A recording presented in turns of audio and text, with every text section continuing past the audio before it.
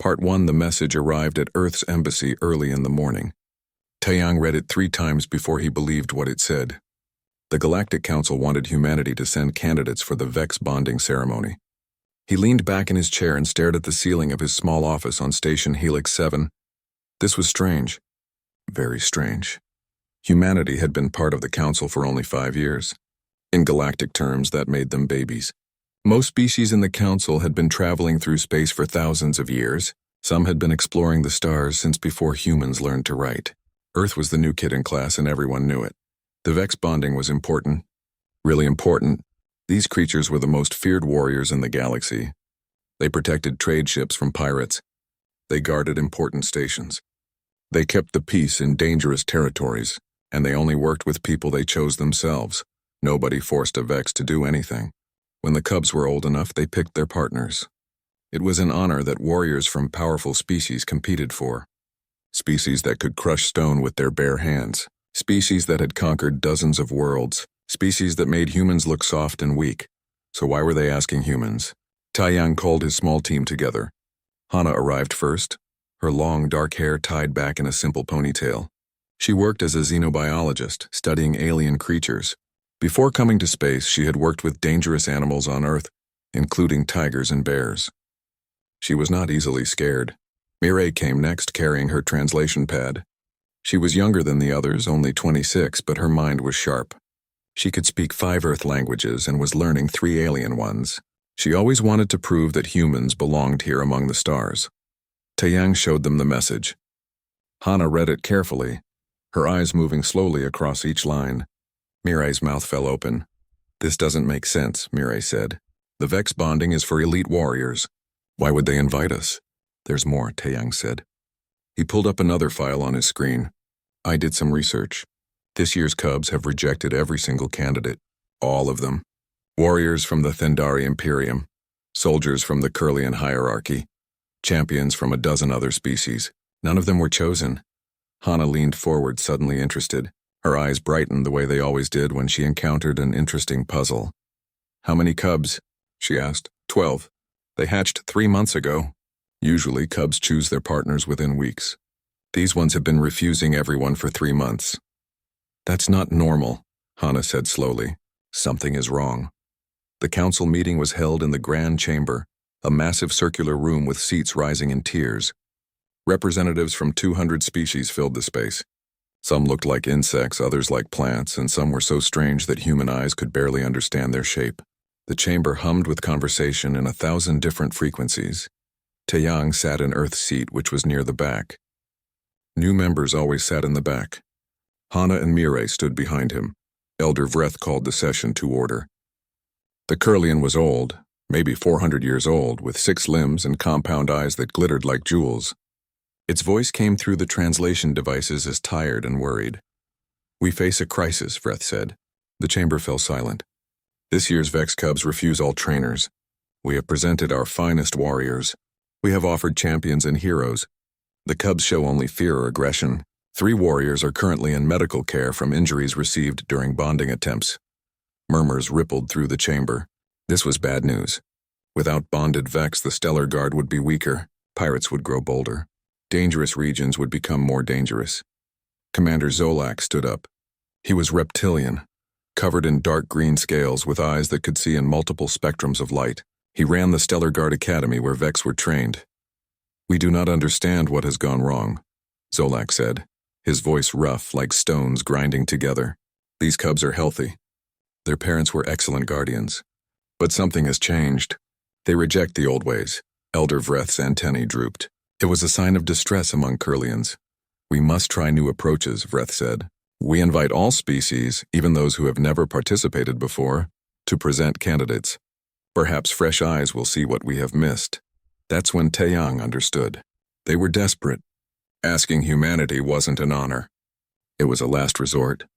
They had run out of options and were now trying anything, even the weakest species in the council. He should have felt insulted. Instead, he felt curious. After the meeting, Zolak approached the human delegation. He towered over them, nearly 3 meters tall. His claws clicked on the metal floor as he walked. Ambassador Taeyang, Zolak said, his voice formal. Will humanity present candidates? We need to know more about the situation first, Taeyang replied carefully. Zolak's eyes narrowed. It was hard to read reptilian expressions, but Taeyang had been studying alien body language for 5 years. This was skepticism, maybe even contempt. The Vex are dangerous, Zolak said. They are apex predators from a death world. They have killed candidates before. Your species lacks natural armor. You lack enhanced strength. You lack predatory instincts. I advise you to decline. Before Taeyang could respond, Hana stepped forward. We would like to observe the cubs first, she said. May we visit the breeding facility? Zolak's head tilted slightly. It was a gesture of surprise, observe. Most candidates wish to begin immediately to show their strength. We prefer to understand before we act, Hana said simply. Zolak stared at her for a long moment.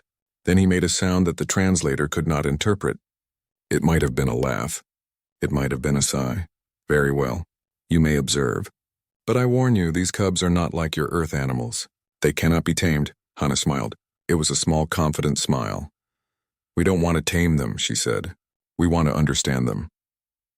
That night, back in the embassy, Taeyang found Hana watching videos of the failed bonding attempts. The footage was difficult to watch. Warriors entered the arena with weapons and armor. They moved with aggressive confidence, showing their strength. The cubs responded with fear or rage. Some attacked. Others cowered in corners. None approached the candidates with interest or trust. What do you see? Taeyang asked. Hana paused the video on a frame showing a cub with its scales raised, its body low to the ground. Fear, she said quietly. They're scared. Everyone is treating this like a battle, like something to be won through strength. But look at their body language. These are young animals who feel threatened. She pulled up another video, this one showing a massive Thendari warrior with 4 arms. He was demonstrating combat moves, trying to impress the cubs. The cubs watched from a distance, tense and wary. On Earth, when we work with young predators, we don't show dominance first, Hana said. We show that we're not a threat. We let them come to us. We build trust slowly. Taeyang watched the screen, thinking about his years studying whales. The largest animals on Earth, powerful enough to destroy ships, yet they responded to patience and respect, not force. Do you think it will work? He asked. Hana was quiet for a moment, still watching the scared cubs on the screen. I don't know, she said honestly, but I know this. No animal chooses someone who frightens them. If we want these cubs to choose us, we need to stop trying to impress them. She looked at Taeyang, her eyes serious. We need to let them see that humans are different. Could see a dozen different buildings connected by covered walkways. Each building housed Vex at different stages of life. The air smelled strange, like metal and something organic that her nose couldn't quite identify. Keeper Rothax met them at the entrance. He was Thendari with 4 powerful arms and skin that looked like rough stone. His face was hard to read, but his movements were careful and gentle as he guided them through security.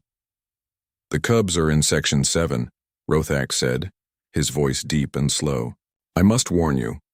They are not well. Not sick in body, but sick in spirit. We do not know how to help them. The human team had grown. Besides Taeyang, Hana, and Mirai, 3 more humans had arrived. Doyen was a military liaison, tall and quiet with the careful movements of someone trained for combat. Jisoo was a psychologist with kind eyes and a calm voice. And there were 2 volunteers, Hyejin, a veterinarian, and Seojun, a wildlife photographer. They walked through long corridors with thick glass walls. Behind the glass, adult Vex moved in their enclosures. Hana stopped at one window, staring. The adult Vex was massive, easily 4 meters tall. Its body was covered in crystalline scales that shifted colors in the light, moving from deep blue to purple to black. It had 6 legs, each ending in claws that looked sharp enough to cut through steel. Its head was elegant and terrible at the same time, with multiple eyes arranged in patterns and a mouth full of teeth designed for tearing. But what struck Hana most was the intelligence in those eyes. This was not just a beast. This was a thinking, feeling creature. Beautiful, she whispered. Rothax made a sound of surprise. Most people called Vex terrifying, dangerous, or deadly. Beautiful was not a common word. Section 7 was quieter. The lighting was softer here, designed for young eyes. Rothax led them to an observation room with a large window looking into the cubs' enclosure. There, he said quietly. 12 cubs rested in various spots around the large space. They were smaller than the adults, only about 2 meters tall, but still impressive. Their scales were brighter, less developed, showing more colors. Some were curled up sleeping. Others played gently with each other, practicing hunting movements that would one day be deadly serious. Hana pressed her hand against the glass, watching them carefully. She stayed there for an hour, then 2, then 3. The others took turns watching with her, but Hana barely moved. She watched how they interacted with each other. Who was dominant, who was shy, which cubs were bold and which preferred to stay back. She noted how they responded to the keepers who brought food. She saw the way they startled at loud noises. On the second day, Rothax showed them videos of the bonding attempts. Hana watched each one carefully. The pattern was always the same. Warriors entered with confidence, showing off their strength and skill. The cubs responded with fear or aggression. In one video, a massive warrior with natural armor entered the enclosure. He roared, beating his chest to display dominance. 3 cubs attacked him at once. It took 6 keepers to separate them. In another video, a warrior covered in weapons approached slowly, trying to appear less threatening. But the cubs could sense something in him. They backed away, scales raised in defensive patterns. They can feel intention, Hana said quietly. What do you mean? Taeyang asked. Rothax said the Vex can sense bioelectric fields. That means they can feel emotions, fear, aggression, excitement. All these warriors came in thinking like warriors, thinking about combat, about proving themselves. The cubs feel that energy. Doyun nodded slowly. He had worked with military dogs back on Earth. Dogs are the same, he said. They know when someone is nervous or angry, even if that person is trying to hide it. You cannot lie to a dog with body language. And you cannot lie to these cubs either, Hana finished. Jisoo had been watching the cubs through the window, her psychologist's mind analyzing their behavior. They are traumatized, she said softly. Look at how they react when keepers open the door. They tense up immediately. They have learned that when someone enters, bad things happen. They have been through months of frightening encounters. On the 3rd day, the team gathered in their temporary quarters to plan. They sat in a circle, sharing ideas. On Earth, when we rehabilitate traumatized animals, we go slow, Yijin said. We let them set the pace. We never force interaction. The bonding ceremony has rules, Mirai pointed out. Candidates enter the enclosure. Cubs choose or reject them. It is supposed to be simple. Maybe that is the problem, Seojin said. He had photographed wolves in the wild, spending months gaining their trust. Maybe the ceremony itself is wrong. It puts pressure on the cubs to make a quick decision. Young animals do not work that way. Hana had been quiet, thinking. Now she spoke. We need to do the opposite of what everyone else has done. No weapons, no armor, no displays of strength. We go in calm and peaceful. We sit down, we wait. We let them come to us. Just sit there? Mirai asked. That is the plan? Yes, Hana said firmly. We show them that we are not a threat, that we are patient, that we are interested in them, not in proving ourselves. Taeyang thought about the whales he had studied, how he would sit in a small boat for hours waiting for them to approach, how forcing interaction never worked, but patience always did. It might not work, he said. We might sit there and nothing will happen. That is possible, Hana agreed. But at least we will not make things worse. At least we will not add to their fear. They requested a meeting with Commander Zolak and Keeper Rothax. The reptilian commander listened to their plan with obvious skepticism. His scales shifted to a darker green, which Taeyang had learned meant disapproval. This is not how bonding works, Zolak said. Vex respects strength. They choose warriors who demonstrate power and skill. With respect, Commander, Hana said, keeping her voice calm and polite. That approach has failed for 3 months. Perhaps it is time to try something different. Rothax's forearms crossed in a thinking posture. The human has a point, he said slowly. We have tried strength. We have tried skill. We have tried everything we know. And the cubs grow more distressed with each attempt. Zolak was silent for a long moment. Then he made a sound like stones grinding together. Very well. But I am doubling the safety measures. If the cubs attack, we extract you immediately. Understood, Taeyang said. When can we attempt the bonding? Tomorrow, Zolak replied. The council will observe. They want to see if humanity has anything to offer. His tone suggested he did not think they did. That night, Hana couldn't sleep. She stood at the window of the observation room, watching the cubs rest in the dim light. They looked peaceful when sleeping, their crystalline scales glowing softly. They looked like young animals should look, innocent and full of potential. She had spent her career working with Earth's most dangerous animals. She had sat with tigers. She had swum with sharks. She had walked among bears. And she had learned one important truth. Predators were not evil or cruel. They were just trying to survive, trying to live their lives, trying to protect themselves and their families. These cubs were the same. They were not rejecting trainers because they were mean or broken. They were rejecting trainers because every interaction had taught them to be afraid. Tomorrow she would show them something different. She would show them that not everyone was a threat, that some people could be trusted. That friendship was possible. She pressed her hand against the glass one more time. Tomorrow, she whispered to the sleeping cubs, we will try something new. Circular space that stretched 50 meters across. The floor was covered in soft sand that would be gentle on the cubs' feet. The walls rose high, with observation galleries ringing the entire arena. Those galleries were filled now. Representatives from dozens of species had come to watch.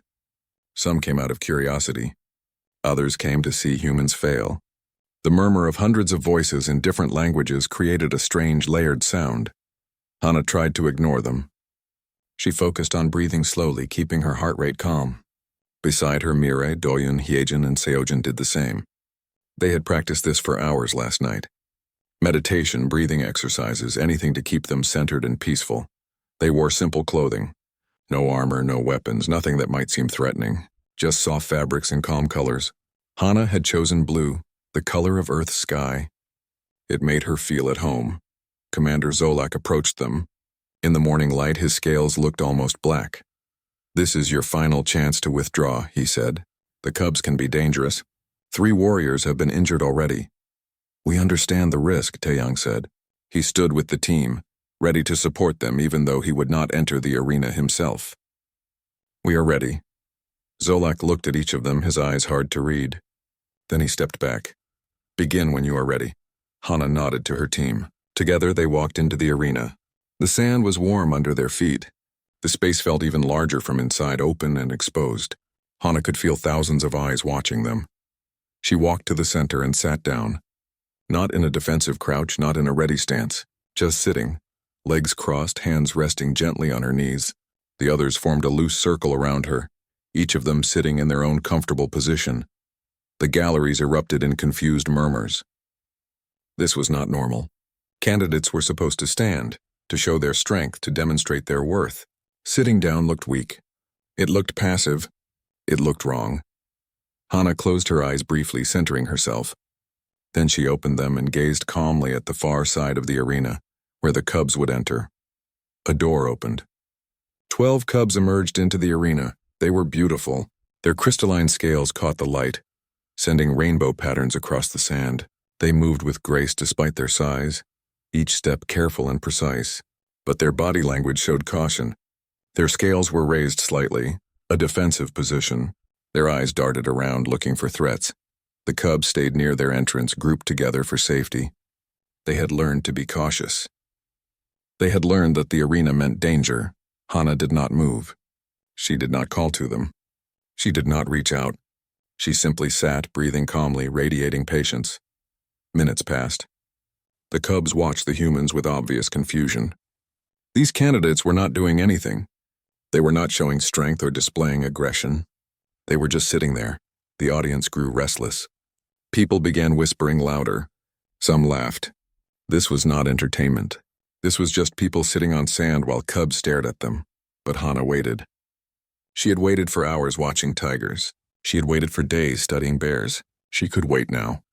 One cub, slightly larger than the others, took a step forward. Its scales shifted from defensive patterns to curious ones. It tilted its head, studying the humans with multiple eyes. Hana kept her breathing steady. She did not tense. She did not prepare for attack. She remained open, relaxed, calm. The cub took another step, then another. It was testing, seeing if these strange, soft creatures would react. Would they jump up? Would they shout? Would they do something threatening? The humans did nothing. They just sat peacefully as if they had all the time in the world. The cub came closer. 5 meters away. 4 meters. 3 meters. It could smell them now, sense their bioelectric fields. And what it sensed was strange. No aggression, no fear. Just calm interest and gentle patience. The cub reached Hana. It lowered its head, sniffing at her hand. She had positioned her hand palm up on her knee, a non-threatening gesture she used with earth animals. An offer, not a demand. The cub's sensory organs extended, reading her biofield in detail. Hana felt a strange tingling sensation like gentle electricity across her skin. The cub was reading her emotions, her intentions, her very essence. She thought about all the animals she had known. The tiger cub she had helped rescue. The bear who had learned to trust her. The dolphins who played in the waves near her research boat. She thought about connection, about understanding, about the joy of meeting another intelligent being with kindness. The cub made a soft sound, like wind chimes in a gentle breeze. Its scales shifted to colors Keeper Rothax had told her meant contentment. The defensive patterns faded completely. Slowly, gently, the cub pressed its snout into her palm. The arena went silent. Every voice, every whisper, every sound stopped. In that silence, something ancient and profound happened. A bond formed, invisible but real, between a human and a creature from a world light years from Earth. Hana smiled. Not a triumphant smile, but a gentle, welcoming one. She slowly raised her other hand and lightly touched the side of the cub's face, her movements careful and respectful. "Hello," she whispered. "I am Hana. I am happy to meet you." The cub leaned into her touch. Then, in a gesture that made the entire galaxy's understanding of Vex behavior obsolete, the cub lowered itself to the ground and rested its head in her lap. The galleries exploded with sound. Shock, disbelief, amazement. Commander Zolak stood frozen, his mouth open. Elder Vreth's antennae were vibrating so fast they blurred. Taeyang felt tears in his eyes, but it was not over. Another cub approached Mirai. Then another moved toward Doyen.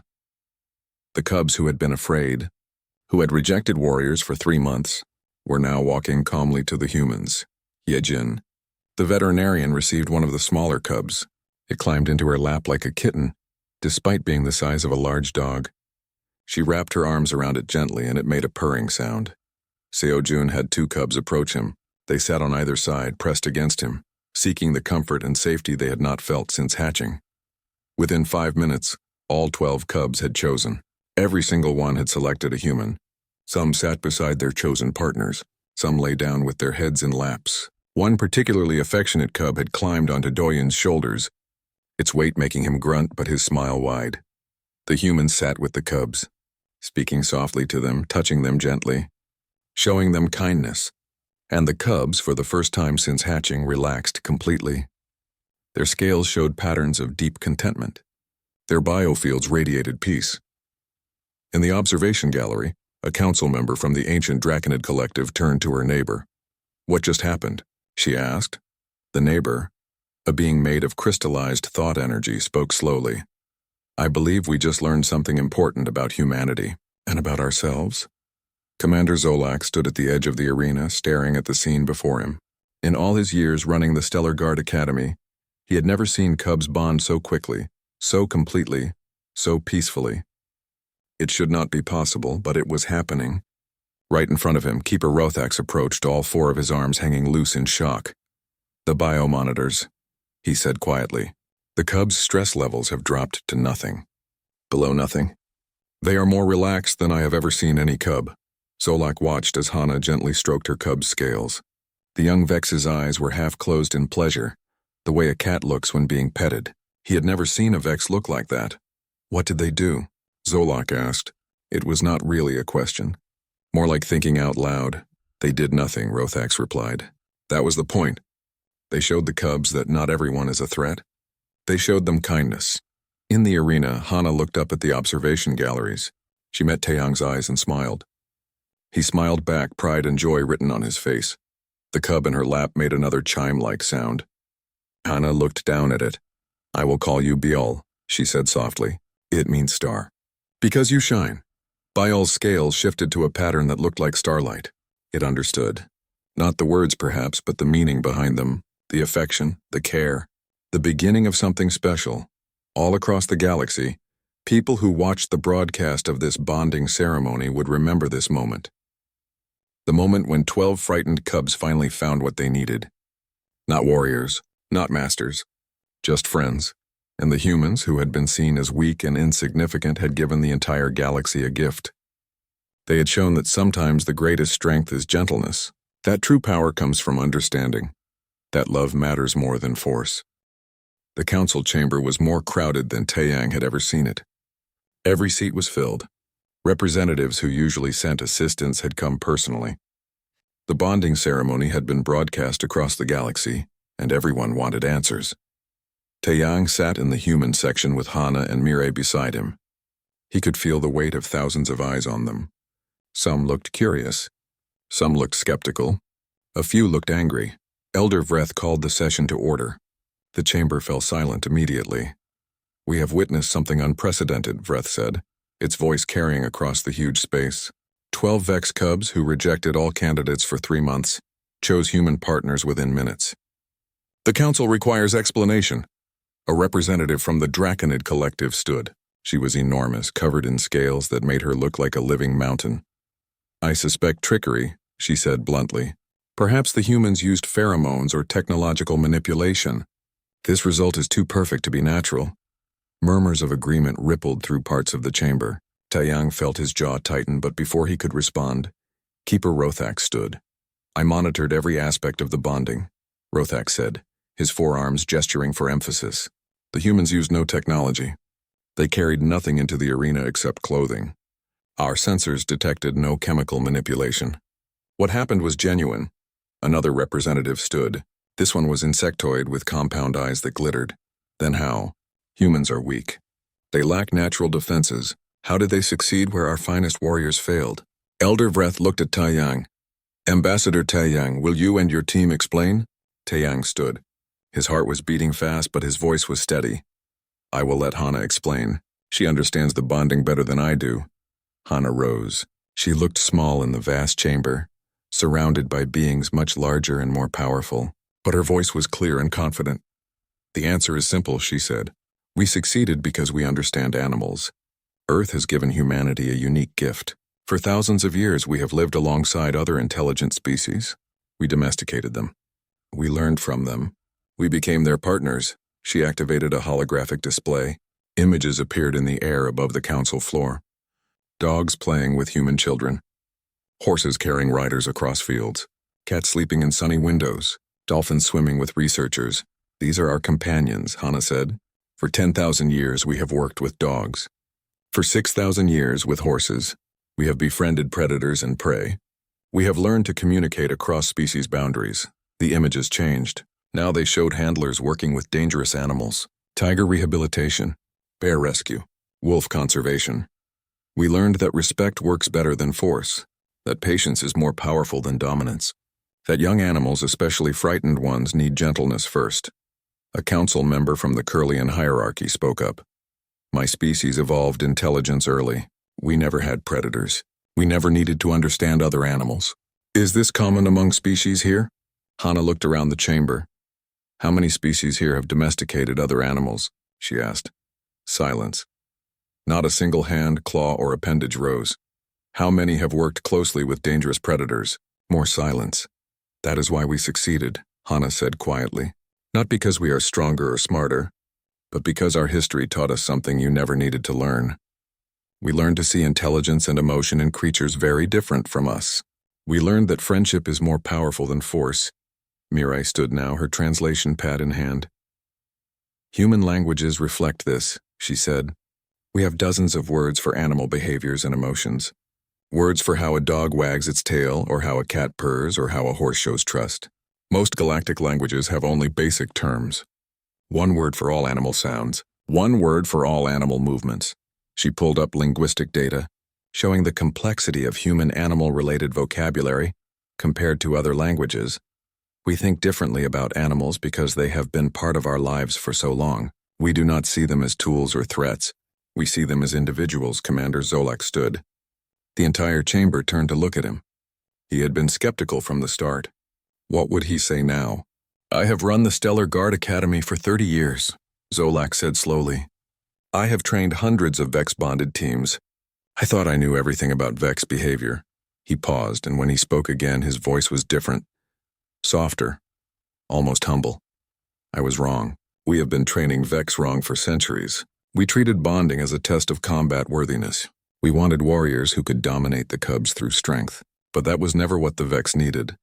He looked directly at Hana. They needed what you gave them. Understanding, patience, partnership built on trust, not submission. The chamber erupted in discussion. Some argued. Some agreed. But the tone had changed. The humans were no longer being dismissed or doubted. They were being listened to. Elder Vreth raised its appendages for silence. I propose that humanity establishes a training program, Vreth said. Not just for Vex handlers, but for all species who wish to learn these skills. Human understanding of interspecies bonding is clearly valuable knowledge. A vote was called. The motion passed with overwhelming support, but Vreth was not finished. Additionally, I propose that Earth be offered a permanent seat on the Security Committee. Their unique perspective has proven invaluable. We need their voice in matters of galactic defense. This motion caused more debate. The Security Committee was prestigious and powerful. Many species had waited centuries for such an honor. Giving it to humans after only 5 years was unprecedented. But when the vote was called, it passed. Not unanimously, but clearly. Taeyang felt dizzy. A Security Committee seat. Earth had gone from being the newest, weakest member to having real power in galactic affairs. After the session ended, many council members approached the human delegation. They wanted to learn more. They wanted to understand this human way of thinking that could solve a problem everyone else had failed to solve. One elderly representative, whose species looked like walking trees, spoke to Hana with tears on its bark-like face. My people destroyed the animals on our world long ago, it said. We thought we were being efficient. We never realized what we lost. You have shown us something we can never have again. But perhaps we can learn to protect what remains in the galaxy. Hana took its branch-like hand gently. It is never too late to start caring, she said. Never too late to choose compassion. That night, back at the embassy, the human team celebrated quietly. They had not just bonded with Vex cubs.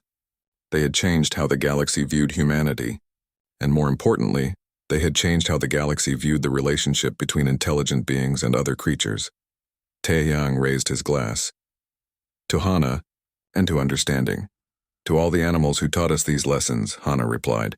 And to Biol and the other cubs who gave us a chance to share what we learned. They clinked glasses surrounded by friends, knowing that they had done something important.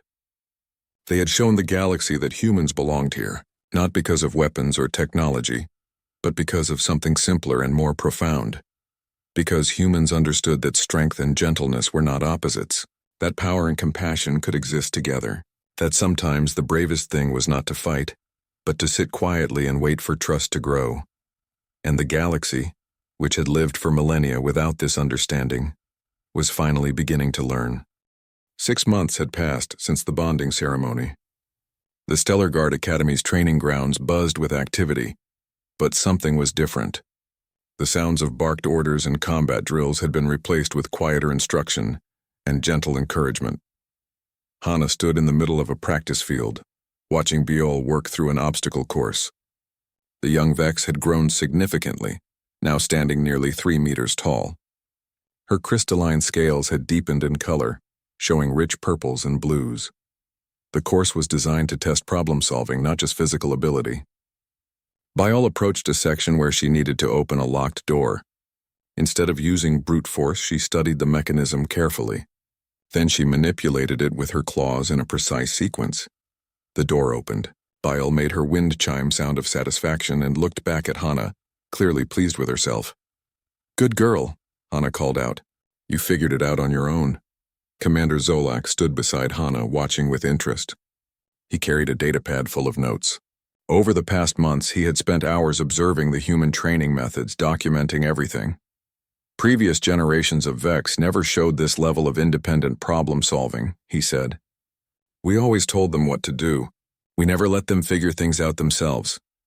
Animals are smarter than we usually give them credit for, Hana replied. They just need the chance to use their intelligence. And they need to feel safe enough to try. Across the training ground, Doyen worked with his Vex, whom he had named Gangsan after a mountain on Earth.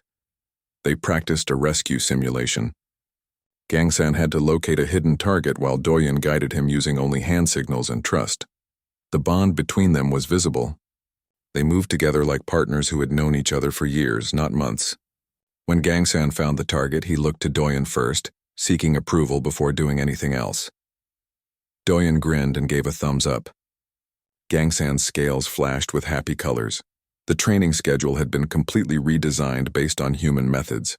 Less time in combat drills, more time in communication exercises. Less emphasis on dominance, more focus on teamwork. The results were extraordinary. During a simulation meant to take 2 hours, Bial and Hana completed it in 40 minutes. But what impressed the instructors most was not the speed. It was how Bial had found a solution the designers never anticipated. She had used her size to create a bridge between 2 platforms, allowing Hana to cross safely. Nobody had told her to do that. She had seen the problem and solved it creatively. That kind of thinking had never appeared in Vex before. Keeper Rothax approached Hana after the exercise, all 4 arms gesturing excitedly. "This is revolutionary," he said. "We are not just training better guardians. We are helping the Vex reach their full potential.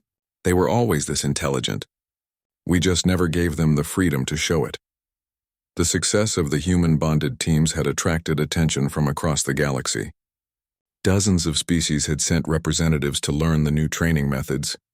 The Academy ran workshops where Hana Mireille and the others taught the principles of patient, respectful animal handling. It was strange teaching beings who were larger, older, and in some cases much more technologically advanced than humans. But they listened. They wanted to learn. One afternoon, Mireille taught a class on reading body language to a group that included 3 council members. She used Hanul, her bonded Vex, as a demonstration. "Watch her scales," Mireille explained. "When they are flat and smooth, she is calm. When they rise slightly, she is alert. When they flash different colors rapidly, she is excited or happy." She gestured to Hanul, who demonstrated each posture. "Now watch her eyes. Vex have multiple eyes and they focus them differently depending on their interest. When all eyes focus on one thing, that shows intense attention. When they scatter attention, she is relaxed and observing generally." One of the council members, an insectoid being, raised a claw. "Humans can perceive all these subtle signals?" "With practice, yes," Mireille said. "We have been reading animal body language for thousands of years. It becomes natural." The being made a sound that translated as amazement. "We have interacted with Vex for 800 years and never learned this. You understood it in weeks. Because we approach them as intelligent beings with emotions, not as tools or weapons," Mireille replied gently. "Once you see them that way, everything becomes clearer." The day of the official induction ceremony arrived. All 12 human Vex pairs would be formally accepted into the Stellar Guard. The ceremony was held in the grand arena where the bonding had taken place 6 months earlier. The galleries were packed again. But this time the atmosphere was different. There was no skepticism, no doubt. Only anticipation and respect. The 12 pairs entered the arena together, humans walking beside their Vex partners, moving in perfect synchronization. The bond between each pair was visible in their coordinated movements and the way they constantly checked on each other. Elder Vreth presided over the ceremony. Its voice echoed through the arena. "Today we honor not just these guardians, but a new understanding. Humanity has taught us that strength comes in many forms, that compassion is not weakness, that partnership built on trust is stronger than any dominance built on force." One by one, each pair stepped forward to receive their official designation. When Hana and Biol's turn came, the young Vex stood tall and proud beside her human partner. Biol's scales showed patterns that Keeper Rothax had identified as deep contentment and confidence. Commander Zolak himself placed the guard insignia on Hana's uniform. He met her eyes and nodded with genuine respect. "You have changed everything," he said quietly. "Thank you." After the ceremony, Taiyang found Hana in one of the academy gardens. It was a quiet space with plants from a dozen different worlds. Biol rested nearby, her massive form somehow looking peaceful and gentle. "Earth has received hundreds of requests," Taiyang said, sitting down beside her. "Species want us to help them understand other creatures in their territories. They want to learn conservation. They want to rebuild relationships with animals they have ignored or hunted. That is good. Hana said, stroking Biol sails. We can help with that. You realize what this means? Humanity has found its place in the galaxy, not through military might or advanced technology, through empathy and understanding. Hana smiled. I think that is the best role we could have asked for. A young alien child approached cautiously. They looked nervous, staying several meters away from Biol. Is she dangerous? The child asked in a small voice. Hana smiled warmly at the child. She could be, Hana said honestly. She is very strong and very capable, but she chooses not to be dangerous to friends. Would you like to meet her properly? The child nodded, still nervous but curious. Hana gestured for them to come closer. Move slowly. Let her see you are not a threat. Hold out your hand like this, palm up. That shows you are offering friendship, not demanding anything. The child did as instructed. Biol opened her eyes and lifted her head. And gently she extended her snout and touched the child's hand.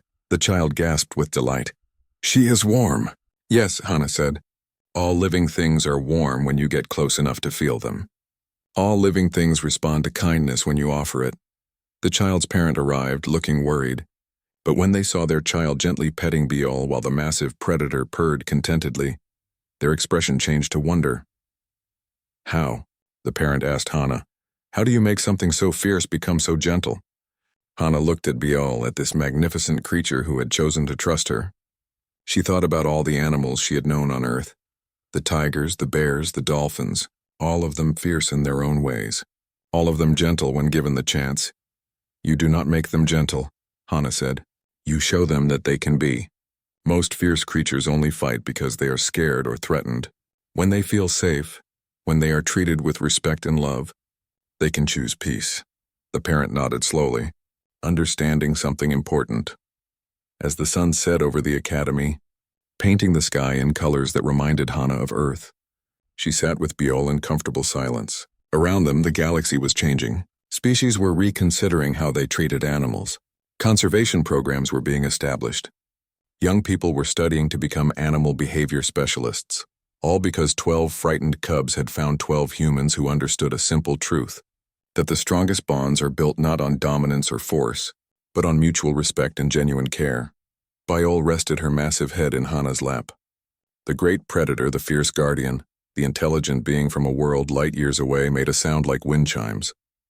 A sound of pure contentment, and Hana, who had traveled from Earth to the stars, who had helped change how an entire galaxy viewed the creatures they shared space with, smiled and gently stroked her partner's scales.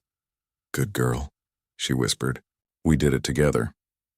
In the distance, other human Vex pairs relaxed in the garden. Mirai laughed at something Hanul did.